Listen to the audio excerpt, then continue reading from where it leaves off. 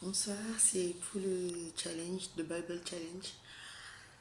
Bon, je reviens, bon, avec quelques jours d'absence, mais bon, ne vous inquiétez pas, j'ai quand même pu lire la Bible, mais j'ai pas pu faire la vidéo. Déjà parce que mon téléphone était saturé, il y avait plus d'espace et tout, donc j'ai dû vider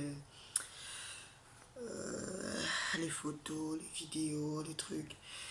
Et de deux, parce que c'était la fin des vacances, donc j'accompagnais mes petits frères et tout, donc j'ai pas trop eu le temps. Donc là, aujourd'hui, on va parler des chapitres 10, 11, 12, 13, 14 et 15, je crois. Oui, la promesse, l'alliance, je crois. Donc, ça a été des chapitres assez platoniques.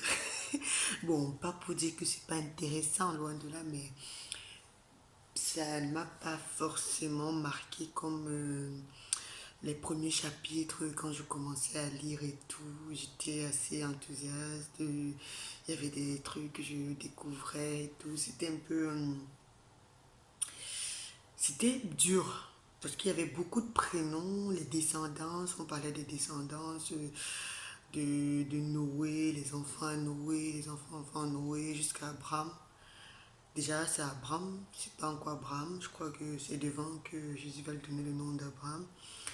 Mais il y avait beaucoup de prénoms. Je ne sais pas, dans l'Ancien Testament, les noms sont assez traditionnels. Je ne sais pas si ça a été traduit déjà, si c'est comme ça en hébreu ou bien ça a été traduit, parce que je sais que dans le Nouveau Testament, on a tendance à beaucoup traduire les prénoms, Jean, Matthieu et tout, alors que là, c'était vraiment Cham, Sem, Loft, les Zouzites, les Ham. Franchement, c'était très difficile pour moi déjà de lire, de, de méditer un peu sur ce que je lisais sans toutefois me relire moi-même, relire un peu et dire voilà, mais bon, au final, le but c'est pas de retenir tous ces prénoms et tout, mais le but c'est de savoir qu'ils étaient beaux. Si c'est bien, ils étaient traditionnalistes, donc je vois pas pourquoi aujourd'hui tu t'appelles Fatim, tu as un nom traditionnaliste, tu vas faire bizarre parce que dans la Bible, on voit bien que tous les descendants de Noé, de ses enfants, d'Abraham avaient des noms traditionnalistes. Qu'est-ce qui m'a encore marqué sur tous ces chapitres-là? C'est. Attendez, j'ai noté ça. Ah oui, j'ai vu que. J'ai vu, bon, je sais pas, c'est juste une petite partie. J'ai lu que il y a les descendants d'un fils à Noé. Oui, les descendants d'un fils à Noé. Et il y a le fils, voilà, Terad. Terad, j'espère que je prononce pas très mal. Terad qui a engendré Abraham, Nahor et Haran. Donc c'est le papa d'Abraham, le père d'Abraham, et il a fait trois fils. Et on dit Aham, dont le frère d'Abraham et de Nahor, a engendré Loft. Mais Aham, désolé pour... j'écorche un peu les noms, a aussi engendré une fille, des filles en tout cas, du nom de Milka et Yishka. Yishka. Et après, je vois que Nahor, le frère d'Aram, qui est mort un peu plus tôt, a épousé la fille de son frère.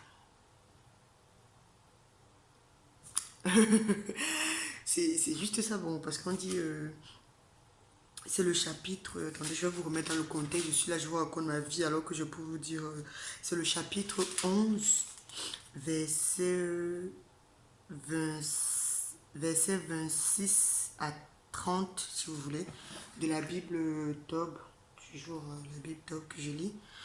On dit, Terad vécut 70 ans et engendra Abraham, Nahor et Aram. Voici la famille de Terad. Terad engendra Abraham, Nahor et Haran. Haran engendra Loft. Haran mourut avant son père Terad, dans le pays de sa famille à Our des Chaldéens. Abraham et Nahor prit femme. L'épouse d'Abraham s'appelait Saraïd et celle de Nahor, Milka, fille de Haran. Bon, je sais pas, peut-être à l'époque c'était permis, mais aujourd'hui, si mon oncle vient pour m'épouser, je pense pas que la société verra ça d'un bon oeil. Limite, c'est l'inceste, non? Oui, oui, l'inceste, je crois. Je sais pas. Mais bon, ça aussi, ça m'a un peu marqué. À la base, je suis d'abord vite passée dessus parce que je lisais, mais après, quand j'ai commencé le chapitre avec l'offre, je suis repartie relire. Je me suis dit, ah ben non, il a vraiment épousé sa nièce, quoi. Mais bon, c'est ça qui m'a marqué. À part ça, les prénoms et aussi que Abraham a fait des. Il s'est discuté avec Lot, son neveu. Donc, ça me rassure un peu de voir des petites querelles comme ça. Je me dis, donc, en fait, tout n'est pas rose dans la Bible. On ne veut pas nous présenter un monde idéal où tout est rose, où tout se passe bien et tout. Là, je vois aussi au chapitre 13 où Abraham et Lot, les bergers d'Abraham faisaient des problèmes aux bergers de Lot jusqu'à Abraham a fait pour ma Lot et ils se sont séparés. L'autre est parti au sud, l'autre est parti au nord. Et patati patata. Bon, c'est pas pour dire que j'aime les problèmes et tout, mais c'est juste que ça me rassure un peu en me disant que bon, même déjà dans l'ancien temps et tout, il y avait déjà des petites querelles entre personnes qui sont pourtant très proches et tout. Et malgré ces problèmes, dans le chapitre 14, on voit bien que Abraham, parce qu'il s'appelle encore Abraham, Abraham est parti combattre tous les rois pour délivrer son neveu, malgré les problèmes qu'ils ont eus. Et j'ai bien aimé ça.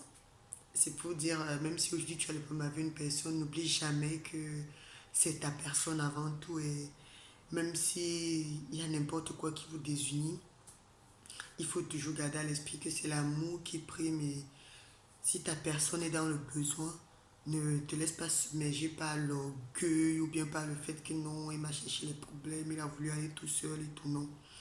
Même si c'est quoi, sache toujours que ta personne reste ta personne et si tu peux aider, il faut aider. Donc je vais continuer la lecture, je vais continuer les chapitres suivants et pour le moment c'est assez platonique, j'avance beaucoup, vous voyez j'ai fait plus de 3 chapitres et tout, mais c'est parce que je me dis il ne faut pas faire la vidéo juste pour faire la vidéo, mais il faut faire aussi la vidéo quand il y a un truc à remonter, un truc qui me marque ou bien pour vous donner un peu un coup de pouce. Surtout que j'ai des retours en inbox sur WhatsApp par rapport à ceux qui font le challenge. Mais je sens beaucoup. Ils se disent c'est dur et tout. Donc non, ne vous inquiétez pas. Moi aussi c'est dur. Et si vous avez décidé de faire ce challenge avec moi, ne vous inquiétez pas. Même si nous sommes 10 pour moi déjà être 10 je m'y attendais même pas. Donc même si nous sommes 10 le plus important, c'est pas d'être 100 000. Le plus important, c'est que tous les 10 on arrive jusqu'au bout de ce challenge avec encore plus d'amour dans le cœur et encore une foi de, qui sera renforcée fois 100 000. Parce que le plus important, c'est de marcher à la suite de Dieu et de faire et d'apporter de l'amour dans ce monde et de la paix. Voilà. Je parle trop, je suis fatiguée, il fait froid, j'ai repris le travail aujourd'hui, donc je vais m'arrêter là et je vous dis beaucoup de courage. Et oui, si je ne parle pas du challenge happiness, c'est que j'ai encore manqué les jours. Allez, demain je le fais, demain je le fais, demain je le fais, demain je le fais. Allez, bon courage à vous et j'espère que on tiendra bon, on va lire la Bible jusqu'au bout, jusqu'à la fin et ça va nous fortifier. Bisous, bye.